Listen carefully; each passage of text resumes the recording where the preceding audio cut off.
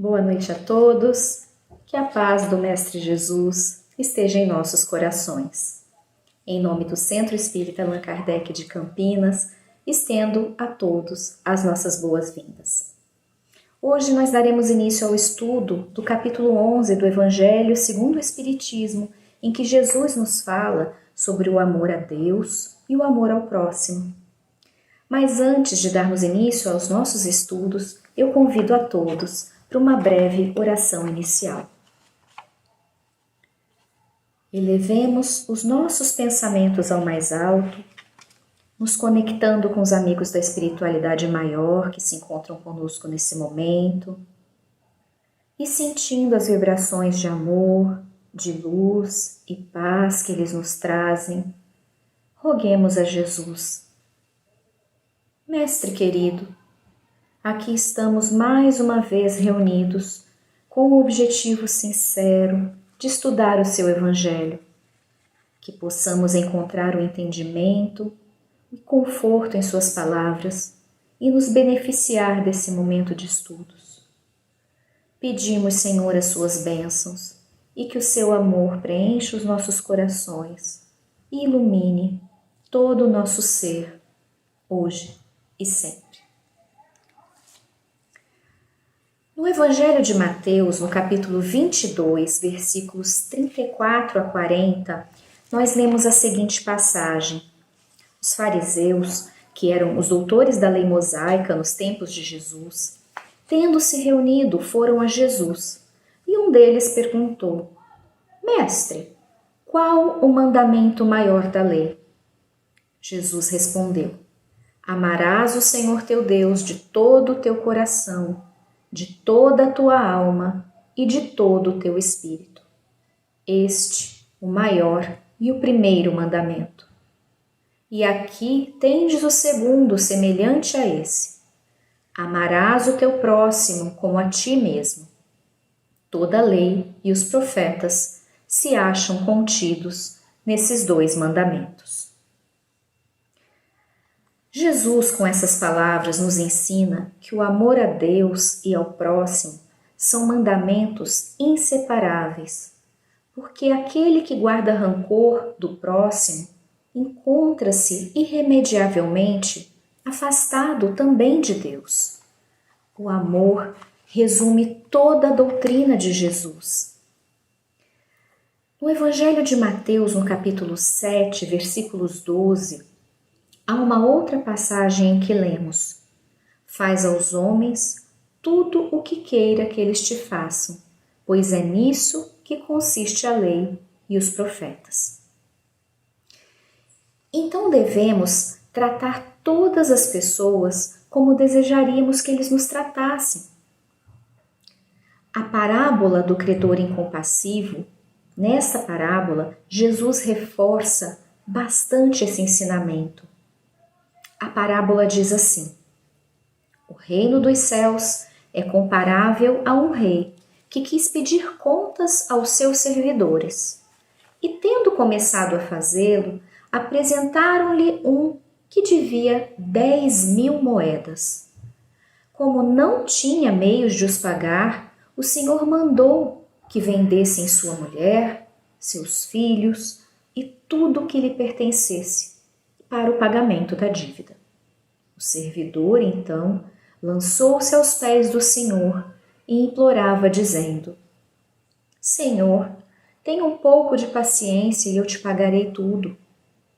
Então o Senhor, tocado de compaixão, deixou-o ir e lhe perdoou a dívida. Acontece, porém, que esse mesmo servidor, ao sair, encontrou um de seus companheiros, que lhe devia 100 moedas. O segurou pela goela e, quase ao estrangulá-lo, dizia: Paga o que me deves. O companheiro, então, lançando-se aos seus pés, implorava, dizendo: Tenha um pouco de paciência e eu te pagarei tudo. Mas o outro não quis escutar. Mandou prender o companheiro até que ele lhe pagasse o que devia. Porém, os outros servidores, vendo o que se passava, foram aflitos informar ao Senhor, tudo o que tinha acontecido. E então o Senhor mandou trazerem o servidor à sua presença e lhe disse: Mau servo, eu te havia perdoado tudo o que me devia, porque me pediu. Você não estava desde então no dever de também ter piedade do seu companheiro, como eu tive de você? E o Senhor, tomado de cólera, o entregou aos carrascos para que o prendessem, até que ele pagasse tudo o que devia. E é assim que meu Pai que está no céu vos tratará, se não perdoardes do fundo do teu coração as faltas que vossos irmãos houverem cometido contra cada um de vós. Mateus, capítulo 18, versículos 23 a 35. Amar ao próximo como a si mesmo, fazer pelos outros o que gostaríamos que os outros fizessem por nós, é a expressão mais completa da caridade, porque resume todos os deveres do homem para com o próximo. Quando nós somos criados lá no início da criação, só temos instintos. E aí avançamos um pouco e esses instintos se transformam em sensações. E é apenas quando nos encontramos instruídos e depurados que essas sensações se transformam em sentimentos. Os sentimentos então evoluem com o nosso progresso, até que desenvolvemos em nós sentimentos mais nobres, elevados, e nos tornamos capazes de amar.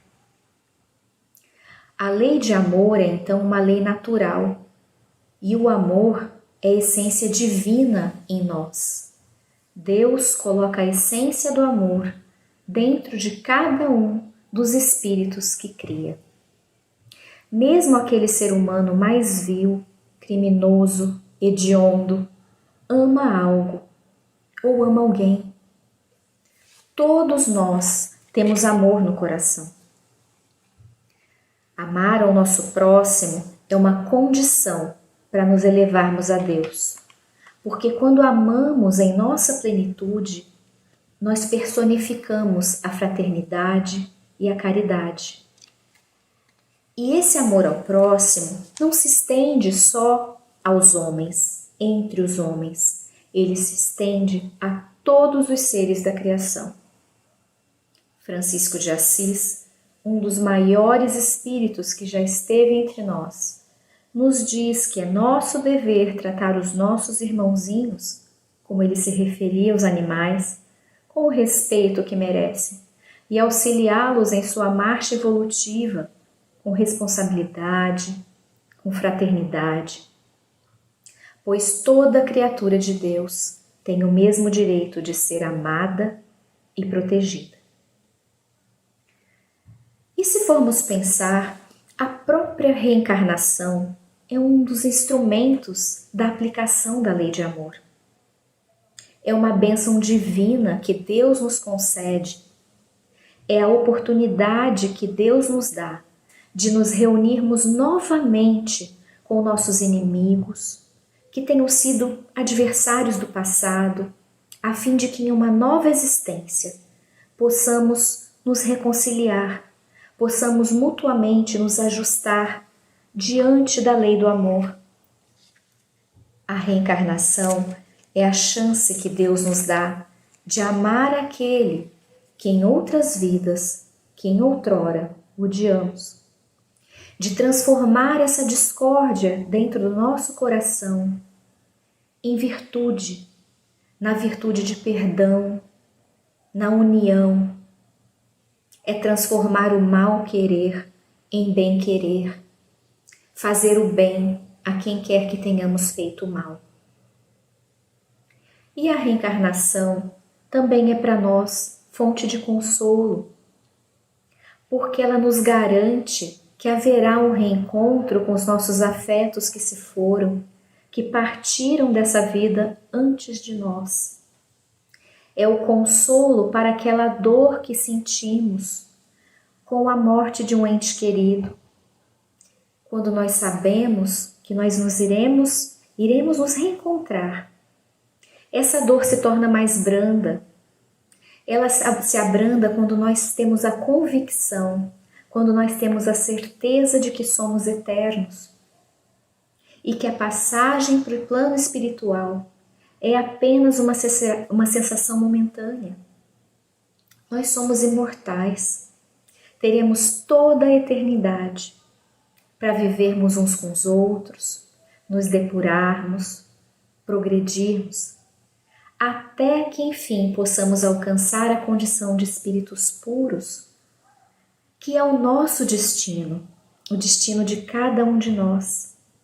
Todos nós fomos criados à imagem e semelhança de Deus, e assim como Jesus, um dia nós chegaremos a esse nível de perfeição.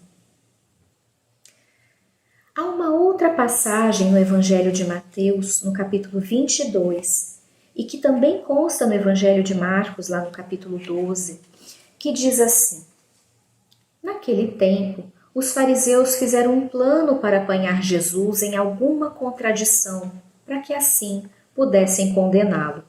E então enviaram alguns dos seus homens para tentar a Jesus. Mestre, sabemos que és verdadeiro e que de fato ensinas o caminho de Deus. Não te deixas influenciar pela opinião dos outros, pois não julgas um homem pela aparência. Dize-nos então o que pensas. É lícito ou não pagar imposto a César? Jesus, então, percebeu a maldade deles e disse: hipócritas, por que me preparais uma armadilha? Mostrai-me a moeda do imposto. Os homens, então, levaram-lhe a moeda e Jesus perguntou: de quem é a figura e a inscrição desta moeda? E os fariseus responderam: de César.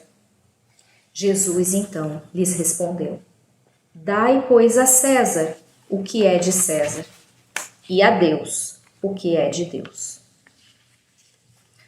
Vamos entender que, desde o ano 700 a.C., os judeus padeciam sob domínio de alguma nação estrangeira. Eles foram conquistados seguidamente, primeiro pelos assírios, depois pelos babilônios e finalmente pelos romanos. Era então, portanto, mais do que compreensível, mais do que justificável que os judeus nutrissem um enorme repúdio pelo Império Romano e, obviamente, pela cobrança dos impostos. Por isso, a pergunta que os fariseus fazem a Jesus não tem outro intuito senão de colocá-lo em uma situação muito perigosa. Porque se Jesus respondesse que era lícito, seria como estar contra os judeus.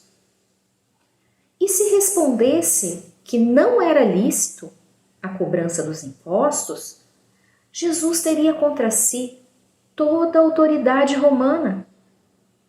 Eles colocaram Jesus num beco sem saída, intencionalmente, para poder condená-lo. E pior, os fariseus, em sua artimanha, primeiro tecem inúmeros elogios a Jesus, enfatizando que ele não se deixava influenciar pela opinião dos outros, que ele não julgava os homens pela aparência.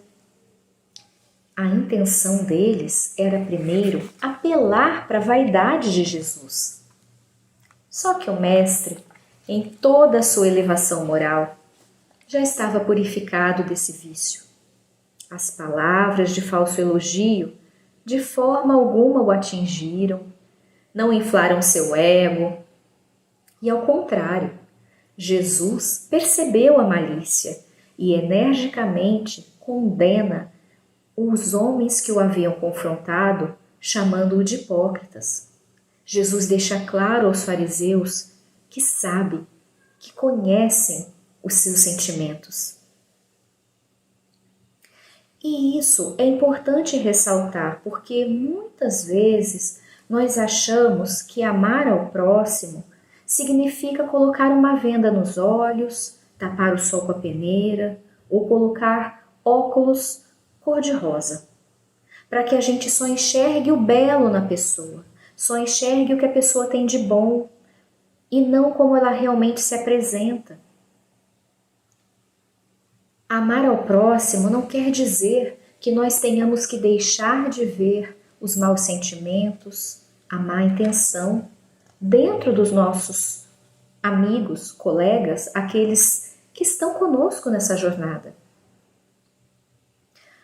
Porque se nós nos negarmos a ver o mal, deixarmos de ouvir essa mensagem, ainda que desagradável ao nosso ser, muito pouco ou nada poderemos fazer para contribuir para o progresso, para o crescimento dessa pessoa. Ao observarmos uma má atitude, não devemos de forma alguma condenar, porque nós seremos julgados na mesma medida em que julgarmos. Mas nós podemos e devemos sim, de forma sutil, de forma amorosa, aconselhar esse nosso irmão, convidá-lo a refletir e quem sabe assim ele possa se modificar, se transformando para melhor. É nosso dever ajudar nossos irmãos de jornada. Quando Jesus responde, dai a César o que é de César e a Deus o que é de Deus, Jesus nos ensina que a gente deve separar e definir claramente aquelas coisas que são do mundo terreno das coisas que são do mundo espiritual. Dar a César o que é de César deve ser compreendido por nós como a necessidade do cumprimento de nossos deveres em relação às coisas do mundo, da terra em que habitamos enquanto estamos encarnados. São os nossos deveres em relação à família, à sociedade, às autoridades, aos governos, aos indivíduos. É a nossa necessidade e nosso dever de cumprir as leis vigentes, de sermos cidadãos responsáveis, pois César representa as leis do mundo.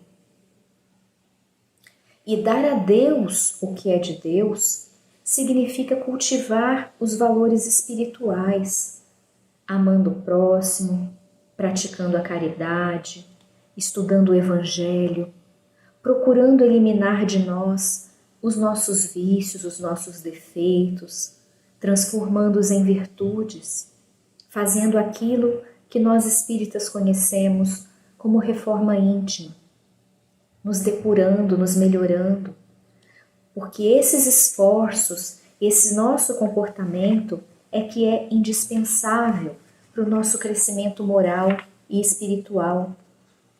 Quando fazemos isso, estamos dando a Deus o que é de Deus.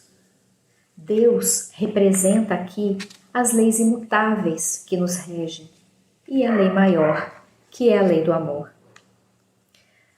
Jesus nos deixa nessa passagem uma mensagem atemporal que valia tanto há 2000 anos atrás quanto vale nos dias de hoje. Porque o Mestre ensinava não só para os de sua época, mas para toda a humanidade durante todo o tempo. Jesus nos indicava o caminho para a nossa evolução moral e espiritual. E com essa passagem, Jesus deixa claro a legitimidade dos nossos deveres civis, como é o caso de protegermos o patrimônio público, os recursos naturais, votar para escolher os nossos governantes, cumprir as leis de trânsito, cumprir as nossas obrigações, porque o Mestre condena todo o prejuízo moral e material causado aos outros. Porque quando fazemos isso, não estamos cumprindo a lei de amar ao próximo como a nós mesmos. Só que no dia a dia, às vezes, até mesmo sem nos darmos conta, estamos causando prejuízo moral e material aos outros. E aos outros entendamos não só os indivíduos, mas também as empresas, os governos.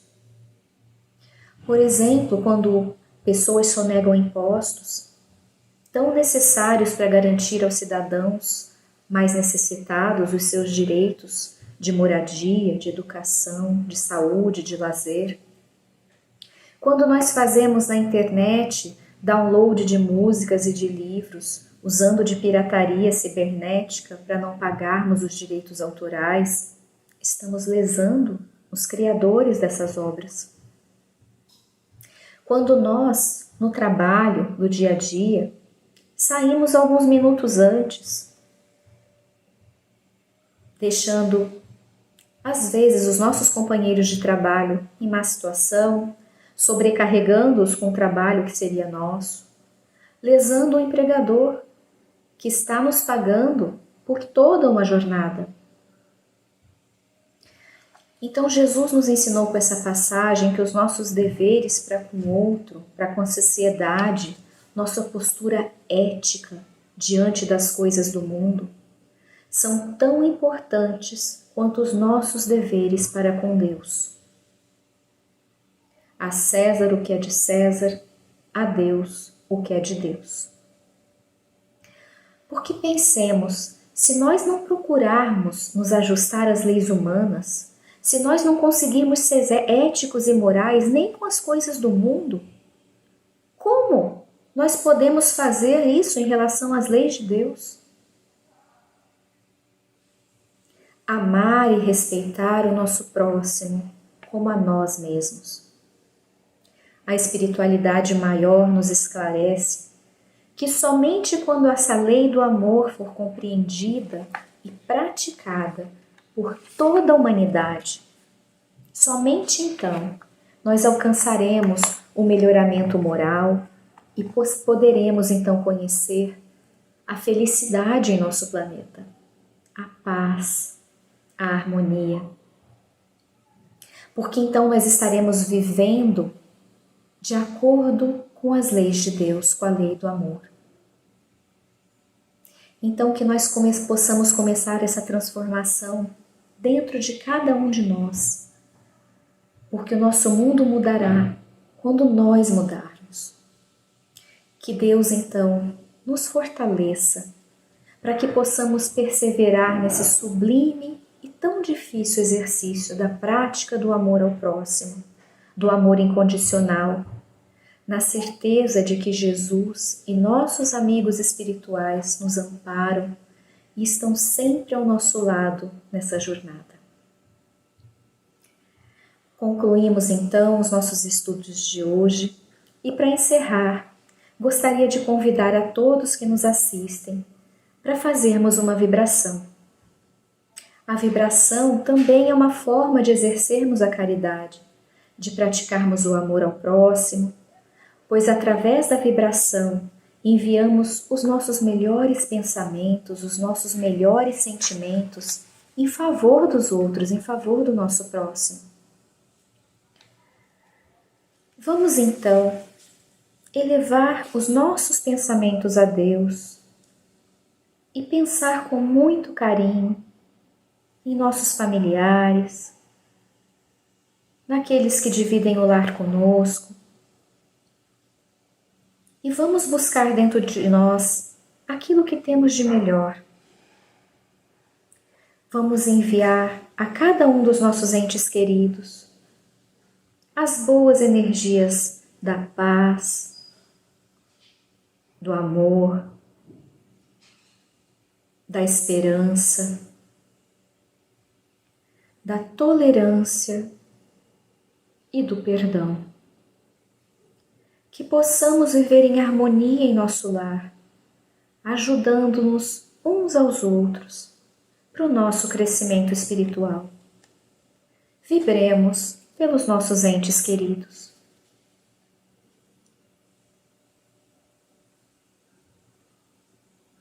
E todos nós conhecemos ou temos alguém que está passando por um momento de dificuldade física ou espiritual. Vamos agora pensar nessa pessoa em especial, e vamos enviar a ela as nossas boas energias de saúde, de paz, de coragem para que ela tenha a força necessária, a paciência e a resignação para atravessar esse momento difícil. Porque tudo passa e esse momento de dificuldade também irá passar. Que ela possa manter a confiança no Pai, que jamais abandona nenhum de seus filhos. Vibremos por essa pessoa em especial.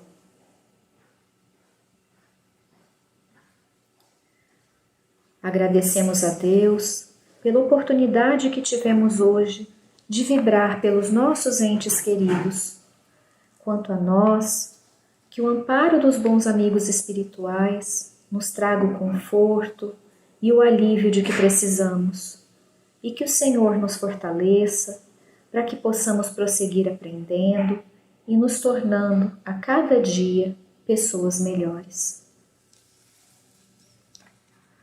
Me despeço então de todos, desejando que o Mestre Jesus esteja sempre conosco e que o amor de Deus permaneça sempre em nossos corações.